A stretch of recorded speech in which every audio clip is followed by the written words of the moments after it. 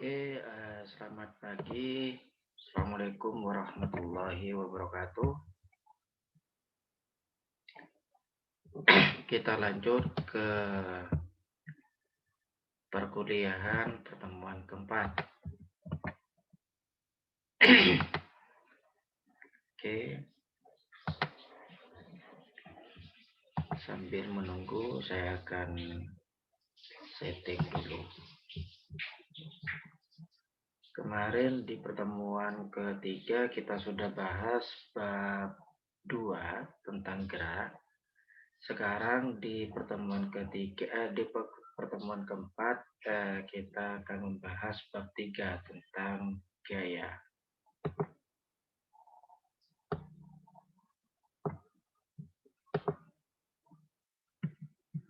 Oke.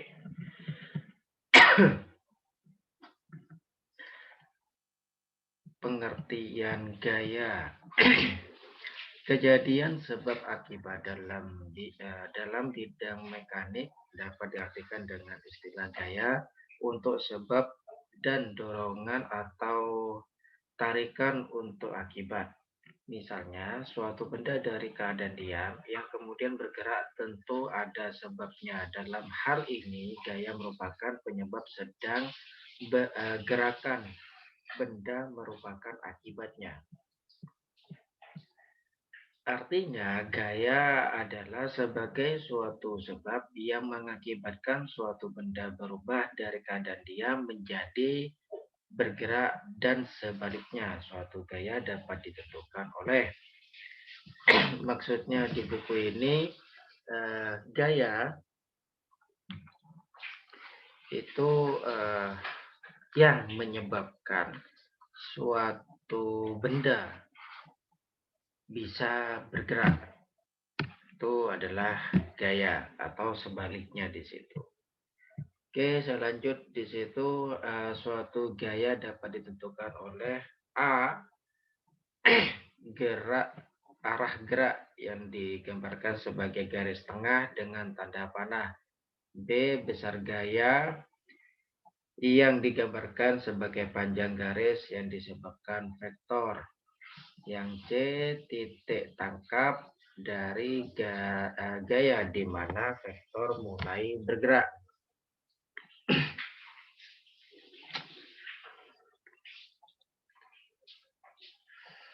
Gaya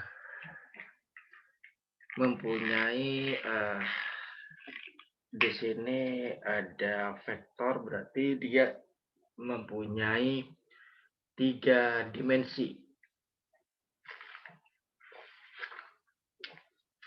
Tidak ada di buku ini.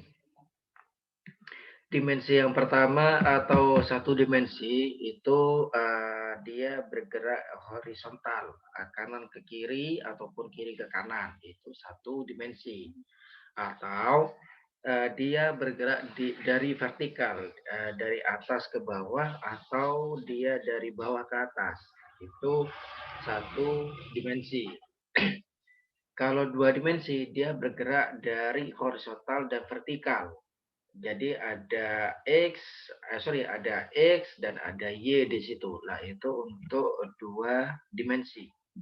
Tidak ada di buku. Saya akan jelaskan 3 dimensi itu. Yang ketiga sekarang ada pergerakan dari Y, ada pergerakan dari X, ada pergerakan dari Z. Nah, itu 3 dimensi. Untuk buku ini cuman membahas 2 dimensi. Yang pertama, contohnya untuk satu dimensi, dia pergerakan horizontal. Dari anggap di sini kiri, di sini kanan, berarti dia dari kiri ke kanan. Karena pergerakan suatu benda mempunyai kecepatan dan arah, maka gaya dapat diartikan sebagai besaran yang mempunyai besar, titik tangkap dan arah serta dapat mengakibatkan perubahan gerak suatu benda. Besar gaya dinyatakan dapat dengan satuan Newton atau kilogram gaya kgf.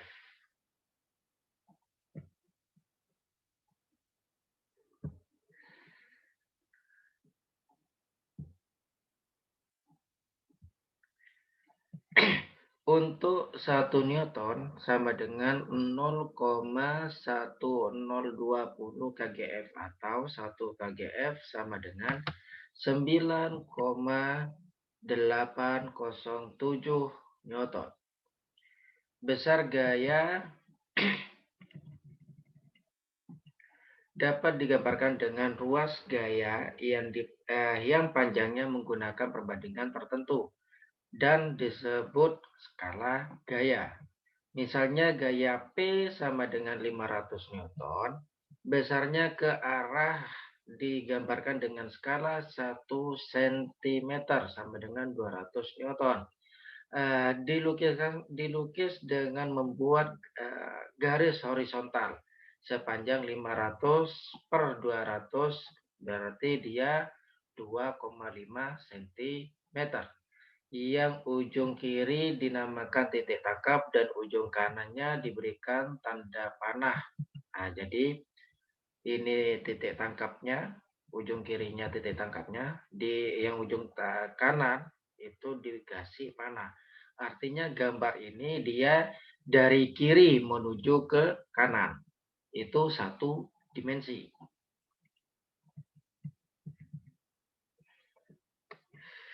Lukis gaya 4,5 ton, gaya yang arahnya ke bawah kanan membentuk sudut 45 terhadap bidang datar.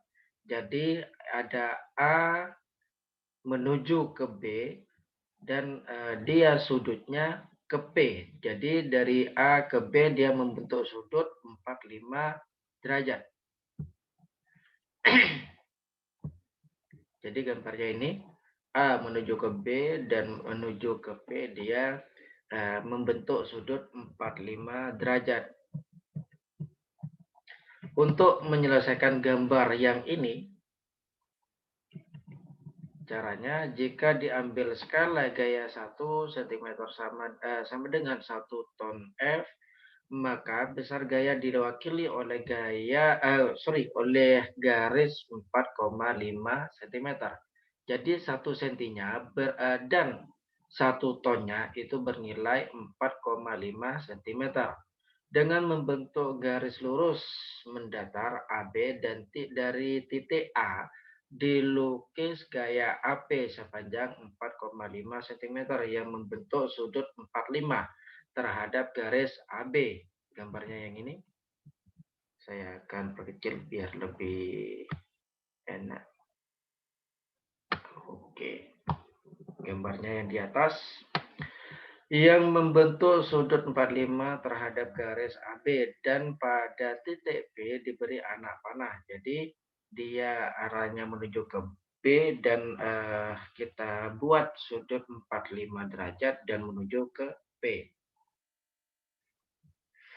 Maka AP adalah gaya yang diminta. Jadi gaya yang diminta itu sudut 45 derajat di situ. Paham yang di buku ini? Intinya kalian harus tahu mana yang titik acuan ataupun titik acuan dan ujungnya itu menandakan dia bergerak ke ujung itu. Intinya di situ.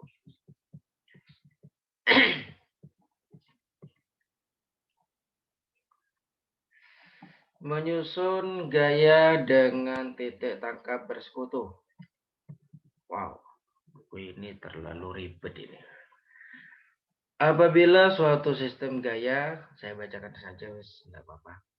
Apabila suatu sistem gaya, beberapa gaya yang bekerja pada suatu benda diganti dengan satu gaya lain yang pengaruhnya terhadap benda tersebut sama dengan pengaruh gaya-gaya semula, maka keduanya disebut ekivalen. Dengan demikian, jika suatu sistem gaya ekivalen dengan satu garis, maka gaya terakhir ini dapat mengganti sistem gaya itu. Gaya-gaya yang terdapat dalam sistem gaya disebut komponen gaya yang mengganti sistem gaya disebut resultan.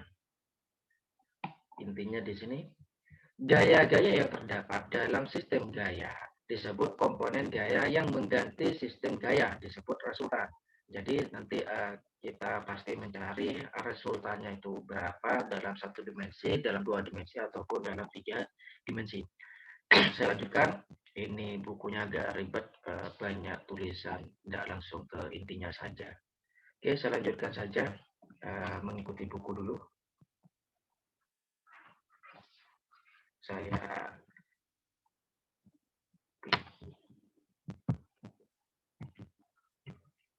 maaf, laptopnya masih lemot.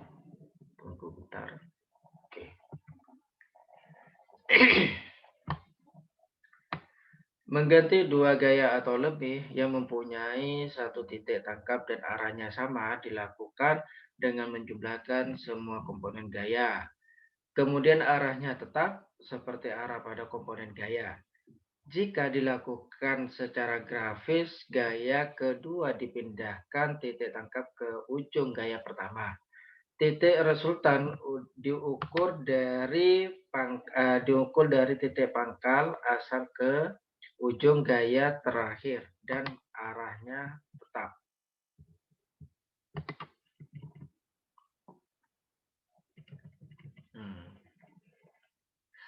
Langsung ke contoh saja lebih enak ini.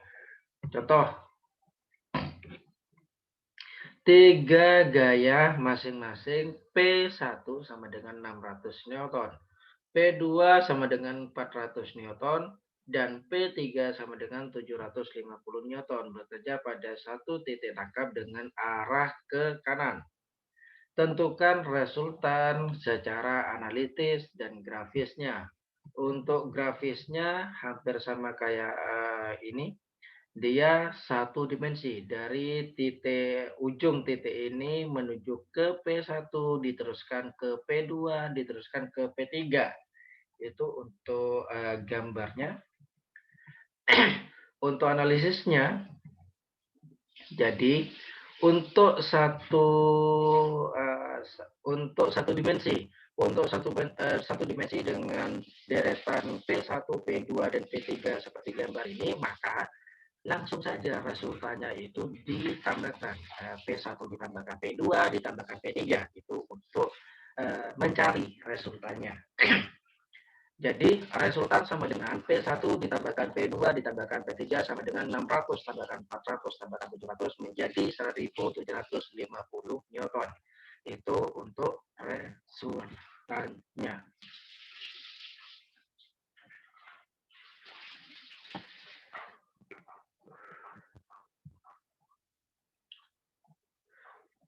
Secara grafis, resultan gaya R dicari sebagai berikut. Misalkan skala gaya yang diambil itu cm, maka cm-nya itu menghasilkan 200 Newton. Maka komponen gaya diwakili oleh 3 cm karena 3 kali 2 itu 600, 2 kali 2 itu 2 kali 200 itu 400, 3,75 dikalikan 200 itu 750. Dan gambarnya seperti ini. Jadi ini 3, ini 2, ini 3,75. Ini gambarnya. P13, P2 itu 2, P3 itu 3,75. Ini dalam bentuk skala sentimeter.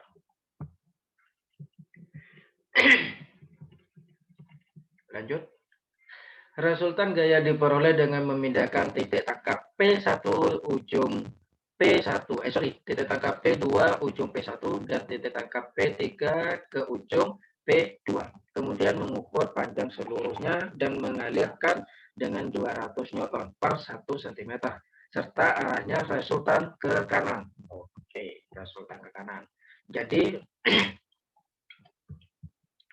8,75 cm dikalikan 200. Ini dapat dari, saya cek dulu.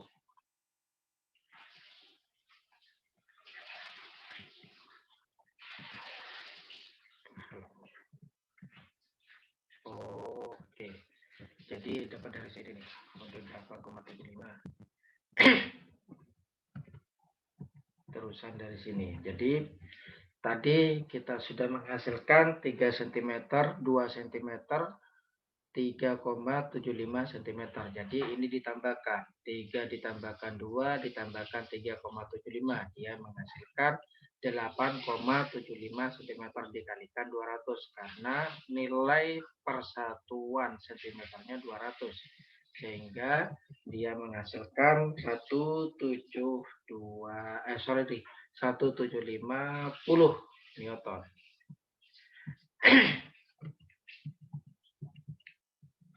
Oke, itu yang pertama. Yang kedua sekarang, penyusunan dua gaya yang mempunyai satu titik tangkap dan arahnya berlawanan. Nah, tadi arahnya sama, sekarang arahnya berlawanan. Dilakukan dengan mengurangi gaya yang lebih besar oleh gaya lainnya dan arahnya sama dengan gaya yang lebih besar tadi.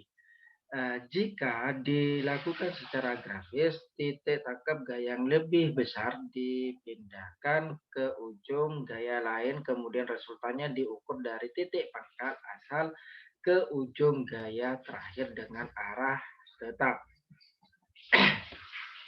Contohnya, dari titik tangkap persekutuan A bekerja pada gaya P140 kgf ke kanan dan gaya P2 sama dengan 20 kgf ke kiri. Jadi ada titik A, ke kanan dan titik ini saja P1 itu ke kanan, P2 itu ke kiri. Jadi kayak kalau tadi itu searah, kalau sekarang berlawanan arah di situ.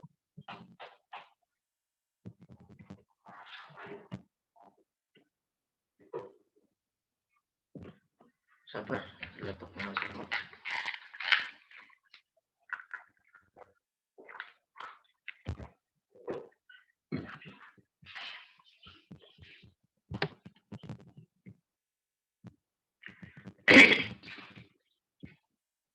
Cara untuk menyelesaikan analitis sama grafisnya, caranya bersama kayak tadi, hanya bedanya itu dikurangi. Kalau di buku ini, salah ini di buku ini.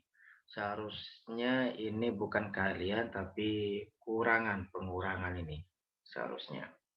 Jadi kita yang pertama cari resultannya sama dengan P1 dikurangi, bukan dikalikan. Dikurangi P2 sama dengan 40 dikurangi 20 sama dengan 20 kgf. Itu untuk hasil resultannya. Nah, sekarang arahnya. Karena arah gaya P ke kanan, gaya yang lebih besar, maka arah resultannya pasti dia ke kanan karena arahnya mengikuti gaya yang paling besar. Kalau seandainya arah ke kiri itu lebih besar, ya pasti untuk arah resultannya dia ke kiri. Intinya mengikuti gaya yang paling besar. Untuk secara grafisnya, kita anggap skala gaya yang diambil 1 cm sama dengan 10 kgf, maka untuk P1 dia menuju 40, berarti 4 cm. Untuk P2 dia 20, berarti 2 cm. Oke, paham? Untuk gambarnya, kita lihat di sini gambarnya. Oke, masih mau sabar. Di situ ada P1. Ini ada P1 40 atau 4 cm. Terus ada P2 1 cm. Ini masih satu dimensi. 2 cm karena dia 20 kgf. Jadi resultannya 40 dikurangi 20, dia menghasilkan 20. Untuk resultannya 20.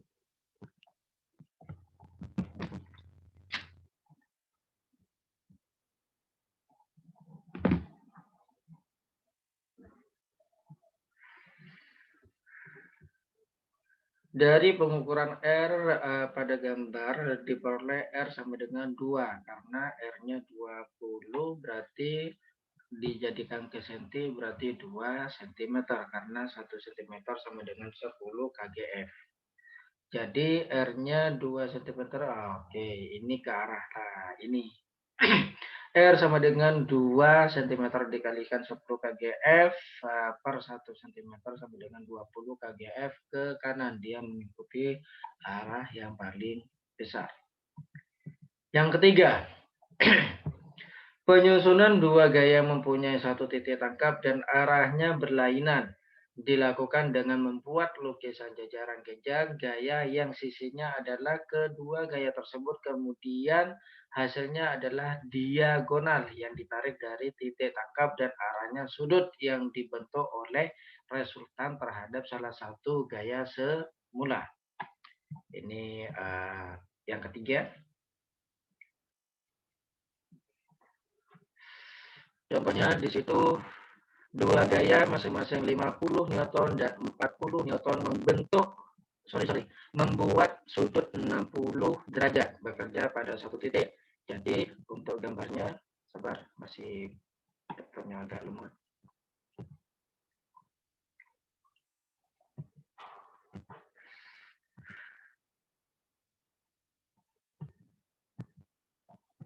Oke, ini gambarnya. Jadi untuk arah ke sini dia 40 Newton, untuk arah ke sini dia 50 ini. Coba cek 50 atau 60. Aduh, lemot laptopnya.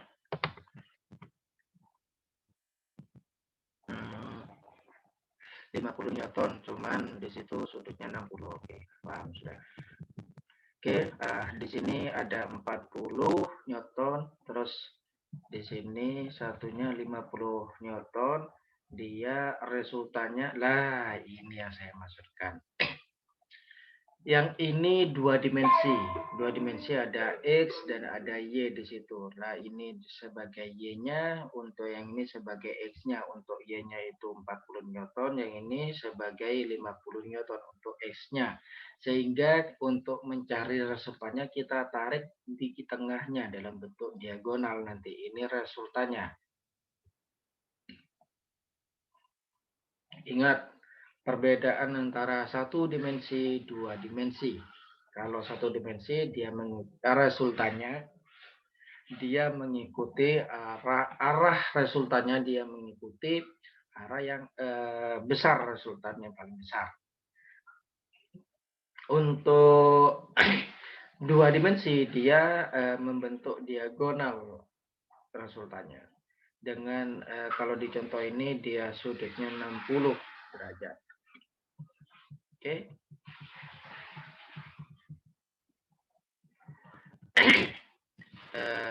Saya anggap oke, kalian masih semester 1 dan masih transisi dari SMA menuju ke kuliah.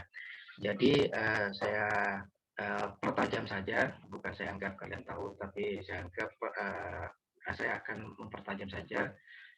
Kalau untuk mengerjakan soal dua dimensi, kita membutuhkan persamaan apa itu di matematika, Pitagoras, persamaan Pitagoras di matematika di SMA. Nah itu yang kita pakai untuk dua dimensi. Tetapi kalau kalian sudah paham rumusnya, tidak usah pakai Pitagoras pun juga tidak apa-apa. Yang terpenting kalian paham rumusnya untuk mengerjakan dua dimensi dengan rumus seperti ini. Aduh, lemot maksudnya.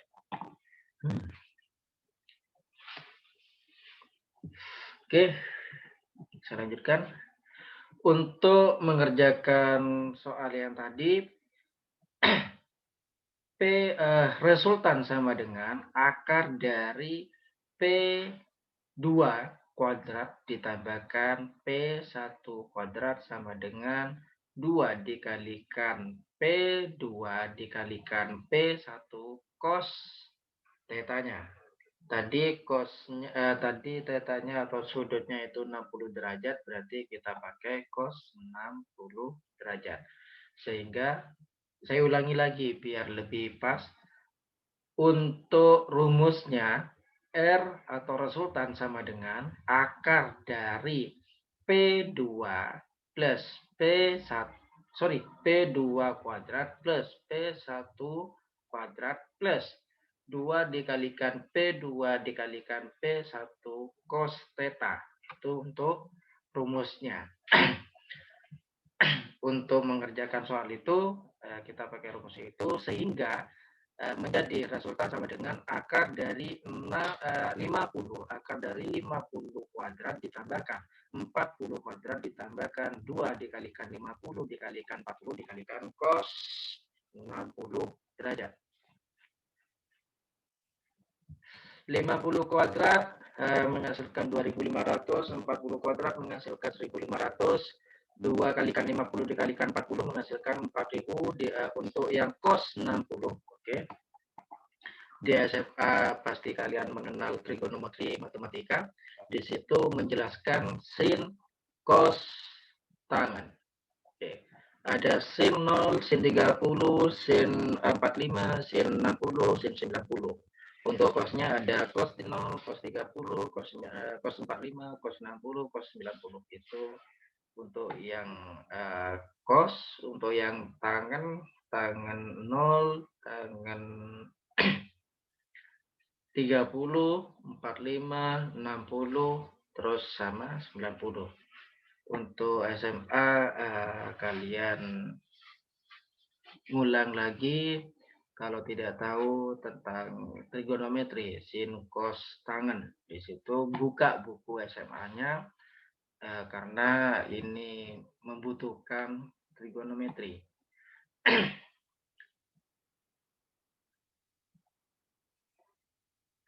Untuk cos 60 derajat menghasilkan 0,5 sehingga 2500 ditambahkan 1600 ditambahkan 4000 dikalikan 0,5 menghasilkan 6100. Diakarkan menjadi 78,1. Itu hasil resultannya. Oke. Untuk arahnya, sekarang berbeda. Kalau satu dimensi itu arah resultannya mengikuti arah yang paling besar. Sekarang untuk arahnya untuk yang dua dimensi, cara perhitungannya P1 dibagi sin theta sama dengan resultan dibagi sin theta bukan garis tapi dalam kurung di situ 180 derajat dikurangi theta. Nah, tetanya kita di soal tadi itu 60, berarti 180 derajat dikurangi 60 derajat.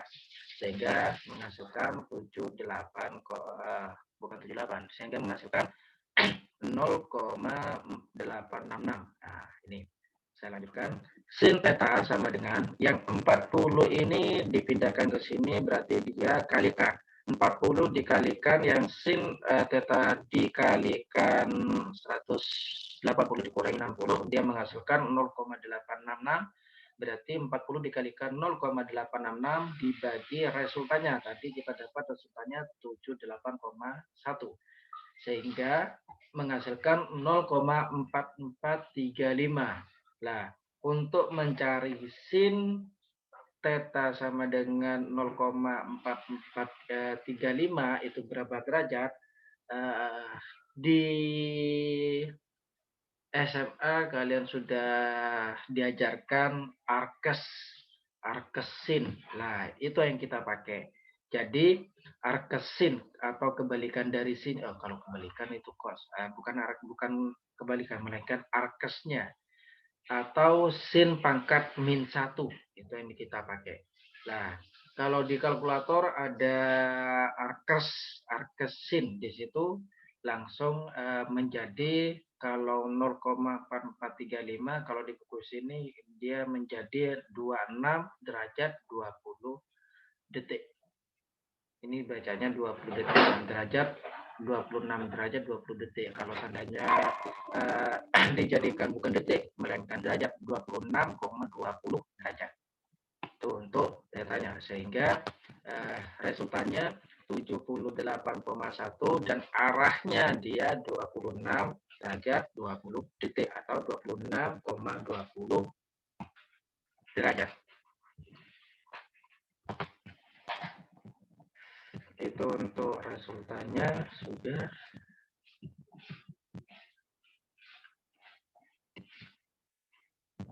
Oke, sekarang secara grafisnya. Secara grafis, dengan menggunakan skala 1 cm sampai dengan 10 Newton, maka gaya 50 Newton diwakili oleh garis 5 cm dan untuk 40 Newton oleh 4 cm. Dengan melukis resultan dalam jajaran kencang gaya I dan mengukurnya diperoleh R sama dengan 78 Newton dan sudutnya 26 derajat. Nah, ini yang berikutnya atau keempat. Jika beberapa gaya, misalkan P1, P2, P3, dan P4 diketahui besar dan arahnya serta titik tangkap bersekutu, artinya bersekutu itu jadi satu. Jadi satu titik dia menuju kemana-mana. P1 ke sini, P2 ke sini, P3 ke sini, P4 ke sini, atau dan seterusnya. Jadi intinya di tengah-tengah itu titik tangkapnya atau bersekutu. Bahasa fisikanya itu divergen, konvergen, divergen. Jadi menyeluruh sama titik satu menjadi satu. Oke, resultannya dapat dihitung secara analitis maupun grafis menggunakan ketentuan sebagai berikut. Nah, ini yang disebut di satu titik acuan. Oke, sekarang masih lemot grafiknya. Oke.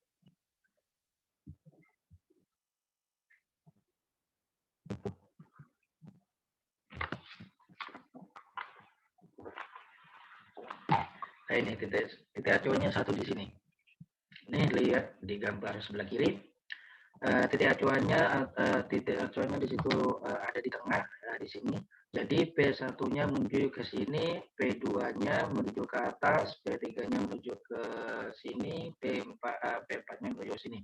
Ini yang dinamakan 3 dimensi karena dia ada X, ada Y, dan ada Z.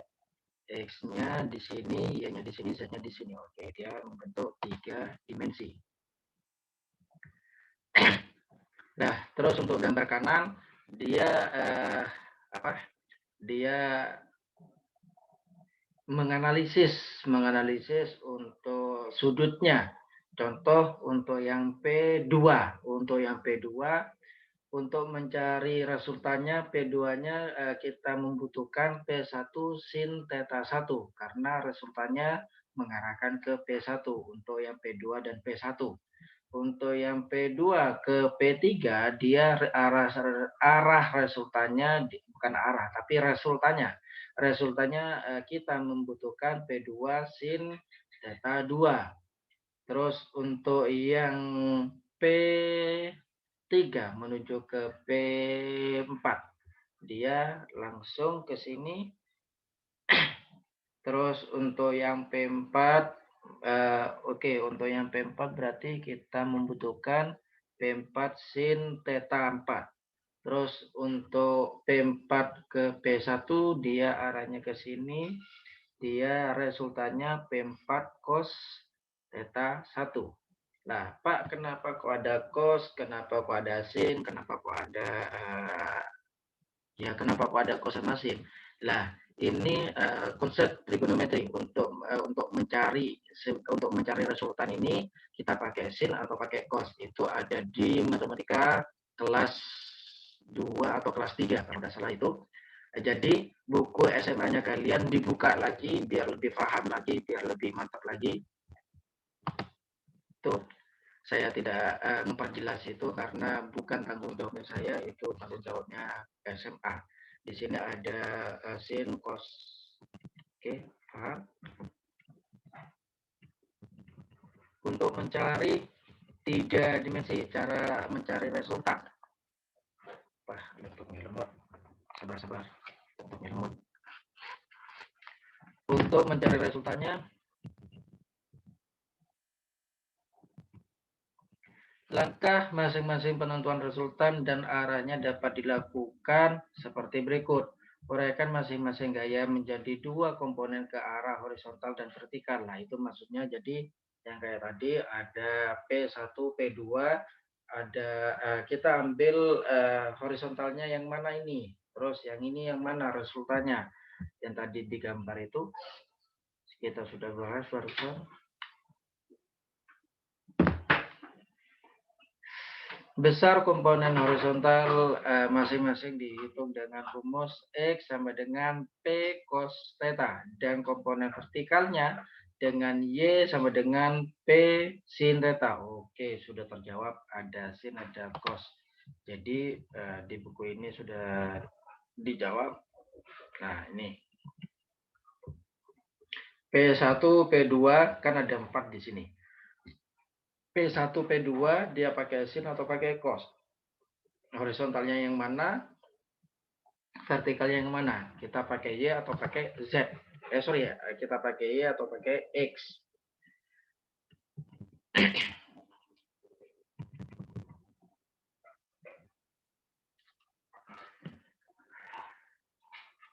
Wah, lemotnya laptop. Sabar-sabar. Oke, lemot masih. Nah, untuk mengukur berapa besarnya horizontal itu kita pakai rumus X sama dengan P cos theta. Untuk komponen vertikalnya kita pakai Y sama dengan P sin theta. Saya ulangi biar lebih jelas. Kalau horizontal kita pakai X sama dengan P cos theta. Kalau vertikal Y sama dengan P sin theta. Oke, paham? Untuk gaya asal dan sudut antara gaya asal dengan sumbu X positif, resultan komponen horizontal dihitung dengan menjumlahkan komponen tersebut. Demikian pula untuk komponen vertikalnya. Jadi, X itu untuk komponen horizontal. XR sama dengan P1 cos theta 1 plus P2 cos theta 2 plus P3 cos theta 2. Nah, oh iya ya. Plus P4 cos theta 4. Untuk yang Y atau vertikal, YR sama dengan P1 sin theta 1 plus P2 sin theta 2 sin theta 2 plus P3 sin theta 2 plus P4 sin theta 4. Itu untuk Y R-nya atau Y resultannya. Jadi ada dua di sini untuk cara menghitung kayak tadi. Jadi kita pisahkan antara X sama Y-nya. Y-nya X resultannya kayak berapa hasilnya, untuk yang Y resultannya berapa hasilnya.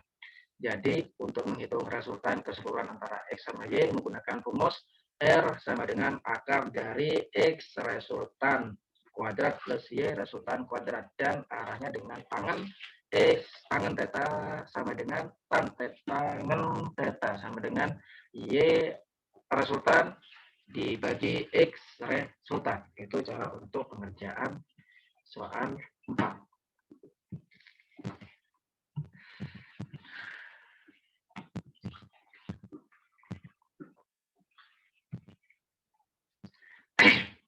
Penyusunan gaya-gaya dapat dilakukan dengan cara jajar ganjang, yakni dengan menyusun P1 dan P2 yang hasilnya disusun lagi dengan P3 dan seterusnya seperti gambar di bawah hingga diperoleh resultan R1, 2, 3 dan seterusnya.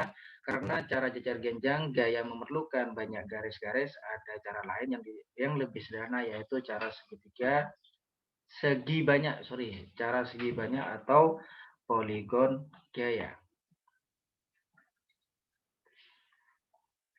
Caranya adalah dengan melukiskan gaya P2 pada ujung P1, P3 pada ujung P2, dan seterusnya. Resultan R diperoleh dengan mengukur panjang garis yang menghubungkan titik pangkal P1 dan ujung gaya terakhir P2, sedangkan arahnya dari titik pangkal P1 ke ujung P4. Oke, ini gambarnya. Gaya-gaya batang hiang terjadi pada titik simpul suatu jembatan baja adalah seperti diberikan pada gambar di sebelah kiri. Tentukan resultan dari gaya gerak tersebut dan cara secara analisis dan grafis. Ini untuk cara melukiskan.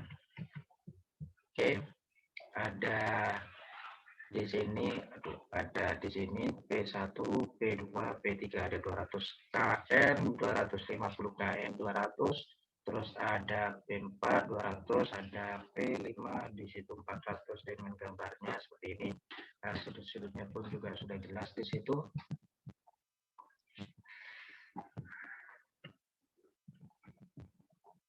Wah, lemot laptop. Sabar, lemot laptopnya.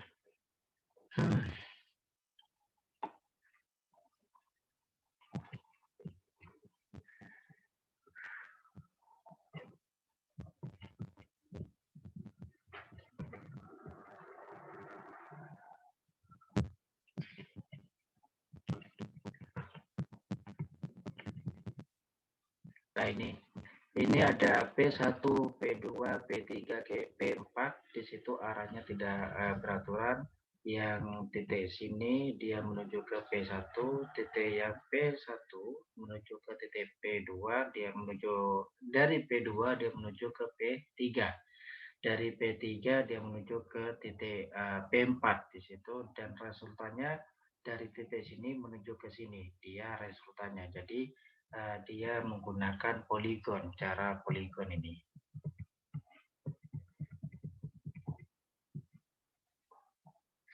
Hampir sama kayak tadi caranya, kita asumsikan atau kita cari untuk horizontalnya atau X-nya dan vertikalnya untuk Y-nya di situ. Untuk mencarinya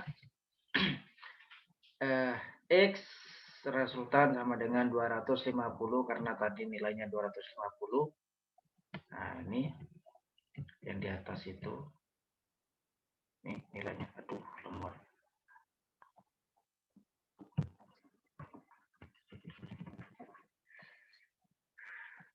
Nih ada 250 di sini.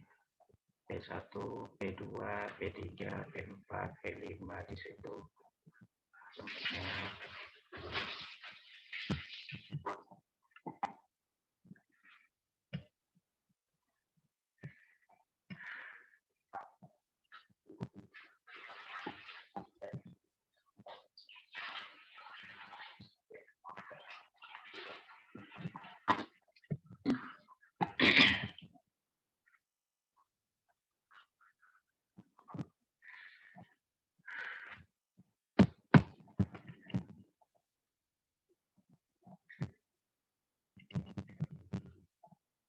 Oke, ini caranya.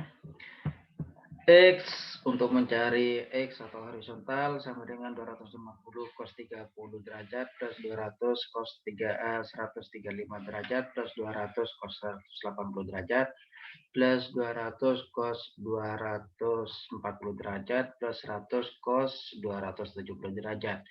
Pak, cos 30, 135 ini dapat dari mana? Ini dapat dari sudutnya yang di atas tadi. Kalau seandainya saya ke atas lagi, laptopnya akan lemot, sehingga pakai imajinasi kalian pada saat kalian tadi itu menyaksikan di atas gambarnya itu, imajinasinya kalian di situ ada cos 30, sudutnya 30 untuk yang P1, untuk yang P2 cos 135 derajat. Intinya di sini P1 cos P1 cos Q1 plus P2 cos Q2 plus P3 cos Q2, intinya di situ ditambahkan semua itu untuk mencari X-nya, sehingga menghasilkan ini dikalikan, yang ini dikalikan, ini dikalikan, ini dikurangi, sehingga menghasilkan minus 224,9.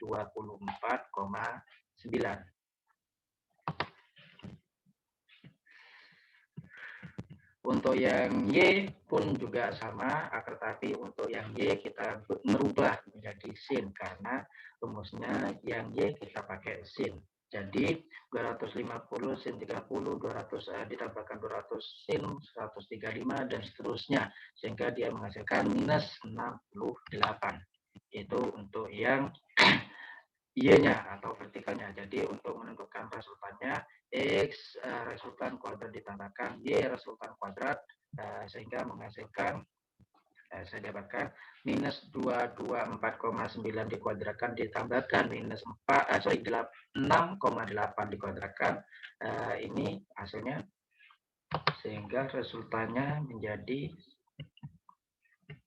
225,003 itu resultannya.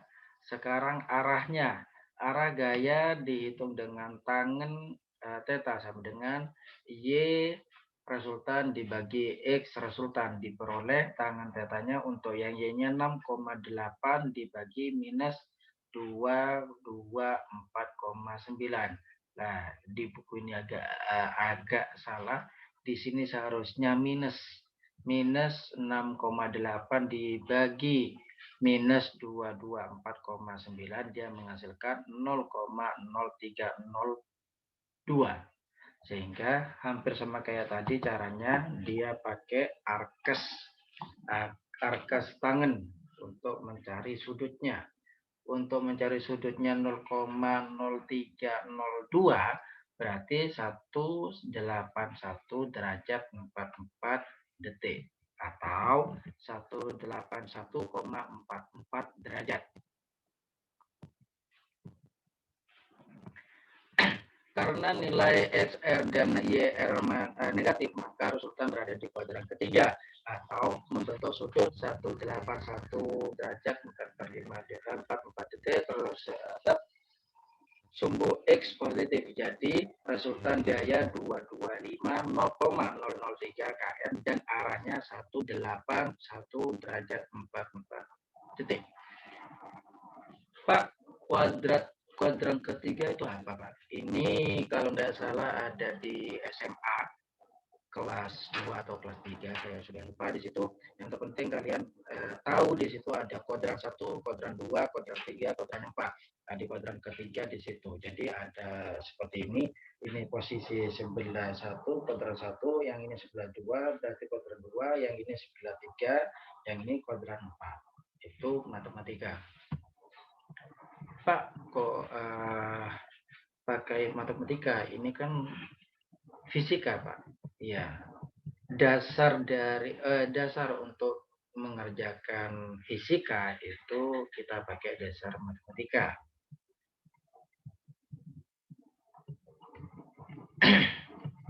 Nah, ini dalam bentuknya. Jadi arah resultannya P1 menuju ke P2 dari titik sini menuju ke P1, menuju ke P2, menuju ke P3, P4, P5. Lah, ini arah resultannya. Jadi arah resultannya ini. Hasil resultannya yang ini. Oke, paham?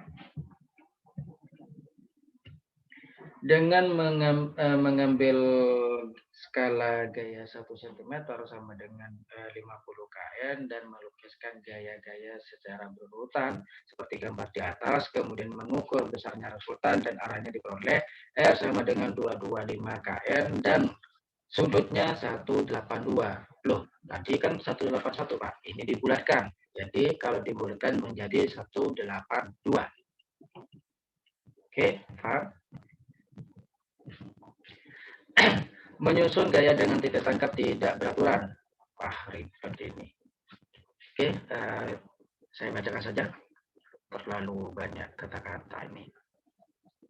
Jika titik tangkap suatu gaya yang bekerja pada benda dipindahkan datanya tetapi masih pada garis kerja gaya itu, maka titik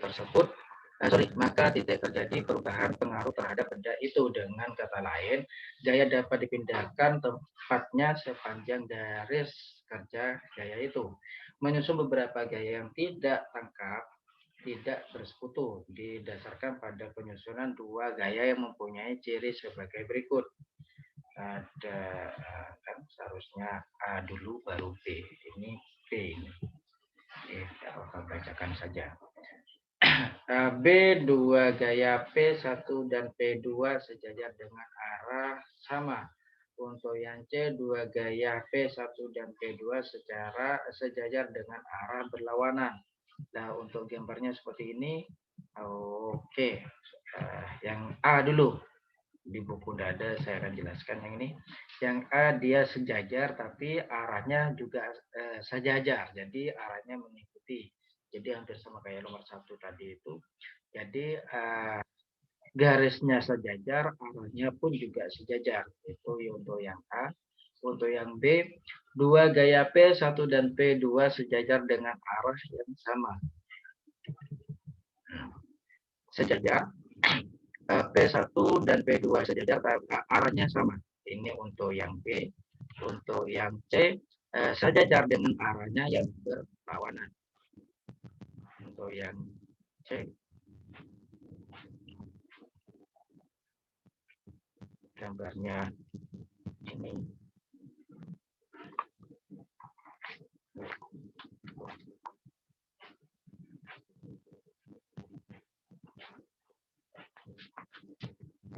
Ini gambarnya. P1 arahnya ke kanan, P2 arahnya ke kiri. Nah, ini untuk yang C. Untuk yang D, dia tidak sejajar, P1 ke sana, P2 ke sini.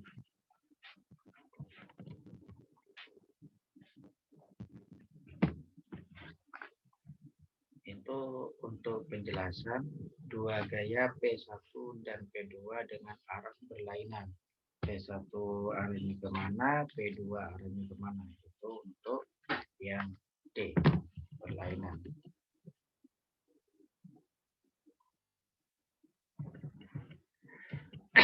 Untuk menentukan titik tangkap gaya resultan dari 2 gaya sejajar dengan arah yang sama tidak dapat langsung dilakukan karena garis gaya kedua gaya ini tidak saling berpotongan. Namun dengan memindahkan besar gaya yang satu terhadap gaya lainnya, kemudian menghubungkan ujung-ujung, akan diperoleh letak titik tangkap gaya resultannya. Secara matematis, segitiga AEC dan segitiga BED adalah sebangun karena sudut AEC sama dengan sudut BED dan sudut A sama dengan sudut B, sehingga perbandingan sisinya ini main matematika kita. BD banding BE sama dengan AC banding AE. P1 banding BE sama dengan P2 banding AE. P1 banding kalikan AE sama dengan P2 dikalikan BE. Itu main matematika.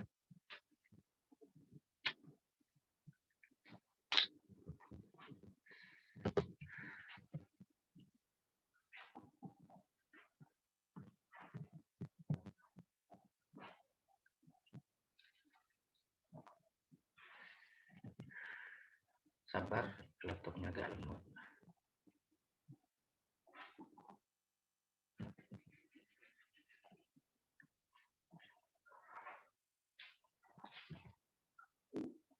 Untuk gambarnya di sini tadi yang sudah dibahas ada AEB, gambarnya ini. Jadi P1 P2 ini gambarnya tadi kita bahas.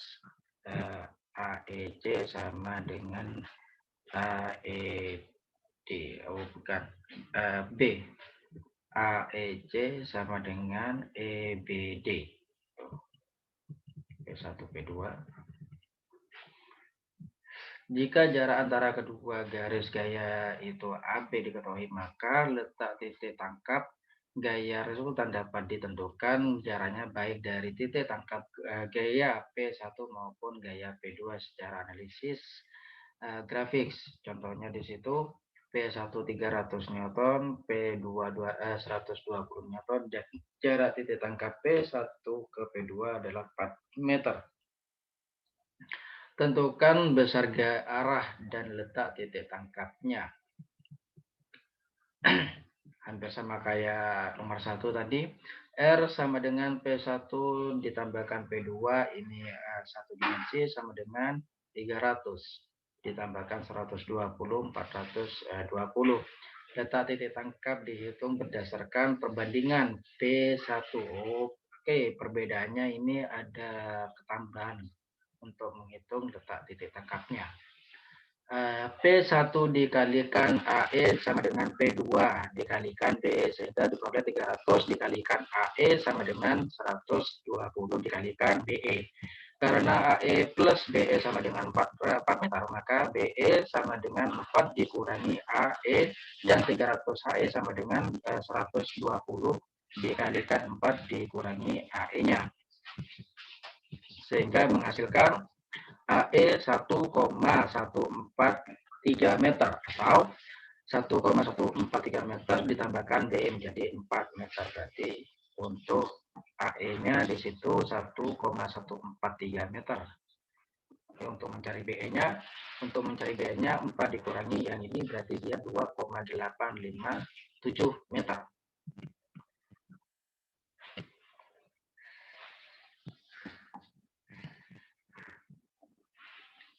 Oke, sabar, masih lemot laptopnya.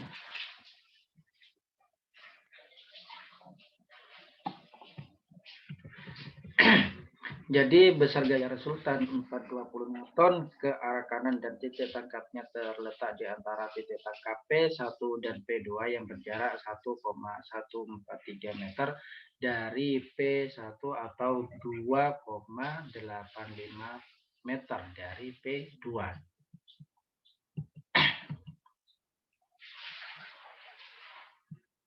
Dengan mengambil skala gaya 1 cm sama dengan 100 Newton dan skala panjang 1 cm sama dengan 1 meter, kemudian gaya P1, P2 dan letak titik tangkap dilukis serta diletakkan pengukuran, diperoleh R-nya tadi itu yang kita bahas menjadi 420 Newton ke kanan dan letaknya AE itu 1,14 meter dan letak EB sama dengan 2,86 meter.